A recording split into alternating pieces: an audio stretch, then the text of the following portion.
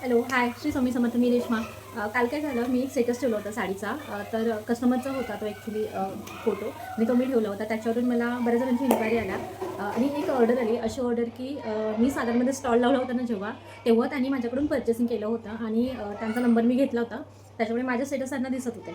तर त्यांनी मला कलर्स विचारले आणि त्याच्यानंतर त्याच्यामधलीच ही साडी आहे ना, ती बुक केली आणि मला त्यांचा नंतर कॉल आला. तर त्यांना मी म्हटलं की तुम्ही मला ॲड्रेस शेअर करा. तर त्या बोलल्या की कसं पाठवणार तुम्ही? म्हटलं तुमच्या ॲड्रेसवर पाठवून देईल. तर त्या म्हटलं एक काम करा, तुम्ही जिथे स्टॉल लावला होता ना, म्हणजे माझ्या भावाच्या शॉपच्या समोर, तर तुम्ही त्यांच्याच ॲड्रेसवर पाठवा आणि मग मी तिथून साडी आहे ना ती माझी कलेक्ट करेल. तर म्हणजे खरं सांगू मला एवढं छान वाटलं ना. त्यांनी माझ्याकडून लास्ट टाईम साडी आणि ज्वेलरी अशी दोन्ही परचेस केलं होतं आणि फार हौशी आहेत त्या. म्हणजे त्यांनी असं येता जाताच बघितलं होतं, स्टॉल बघितला, माझ्याकडे आल्या, साडी बुक केली. सफिशियंट पैसे नव्हते आणले कारण त्या अशाच बाहेर आल्या होत्या. मग त्यांनी बुक केली. तर त्यांना म्हटलं तुम्ही घेऊन जा साडी, काही प्रॉब्लेम नाही, तुम्ही मला राहिलेले पैसे परत आणून द्या. तर नंतर मग त्यांनी पटकन जाऊन घरून पैसे घेऊन आल्या. म्हणजे तिथेच आसपास राहत होता. परत आल्या, ज्वेलरी घेतली. तेव्हा पण त्यांनी सफिशियंट पैसे नव्हते आणले कारण फक्त साडीचे राहिलेले तेवढेच आणले होते. परत त्यांनी ज्वेलरी बुक केली आणि परत त्यांनी मग नंतर राहिलेले पैसे आहेत ना, ते परत मला दुसऱ्या दिवशी पाठवून दिले. तर म्हणजे खरंच काही कस्टमर म्हणजे एवढे भारी असतात ना, की आपण इझिली त्यांच्यावर ट्रस्ट ठेवू शकतो. काही प्रॉब्लेम नाही. म्हणजे आणि मला थोडंसंही असं काही वाटलं नाही की मी त्यांना प्रॉडक्ट देते तर त्या मला पैसे देतील की नाही. एक म्हणजे नाममात्र ही शंका माझ्या मनात त्यांच्याबद्दल आली नाही. त्या पण एवढ्या भारी आहेत ना, की त्या काल कॉल केला आणि एवढ्या आपल्याकडे आणि मस्त अशा बोलत होत्या माझ्याशी. तर असे कस्टमर खरंच म्हणजे माझ्याबरोबर आहेत किंवा माझ्याशी जोडले गेलेत ना, त्याचं मला खरंच खूप म्हणजे खूप छान वाटतं. तर हे त्यांची पार्सल होतं, ते मला डिस्पॅच करायचं होतं आज. माझी त्याचीच तयारी चालू होती.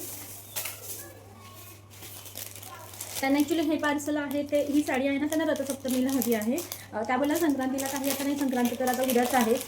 तर त्या साडी एवढा खास तर येणार नाही आहे आणि असं मग संक्रांतीला काही माझं घालणं होणारच नाही आहे कारण म्हणजे त्यांच्या घराण्यामध्ये काहीतरी सूचक वगैरे आहे. तर त्या बोलल्या की असं पण मला घालता येणार नाही आहे. तर मग एक काम करा, तुम्ही माझी साडी आहे ती मला रथसप्तमीपर्यंत पोहोचेल अशी पाठवून द्या. तुम्ही म्हटलं कशाला पण म्हणजे आजच आपण ऑर्डर घेतलं तर लगेच नेक्स्ट डे डिस्पॅच आपण करून देतो.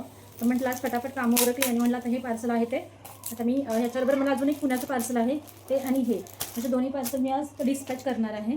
त्यासाठी माझी अशी ही चालू आहे. तर ॲड्रेस वगैरे मी लावून घेतला आहे. फक्त तुमच्याबरोबर हे शेअर ह्याच्यासाठी करायचं होतं की माझे असे कस्टमर्स मला भेटलेत आणि ते रिपीटेटिव्ह माझे कस्टमर्स आहेत आणि एवढा ते ट्रस्ट ठेवतात माझ्यावरती. त्याचं मला फार म्हणजे भारी वाटते. आणि त्यांनी मला इव्हन हे पण बोलला की मला सर्वजण विचारत आहेत की तुम्ही साडी कुठून घेतली, तुम्ही ज्वेलरी कुठून घेतली. तर मग मी त्यांना सांगितलं की असा असा स्टॉल लागला होता, तुम्ही काही लक्ष दिलं नाही, पण त्या पुढच्या वर्षी स्टॉल लावणार आहे.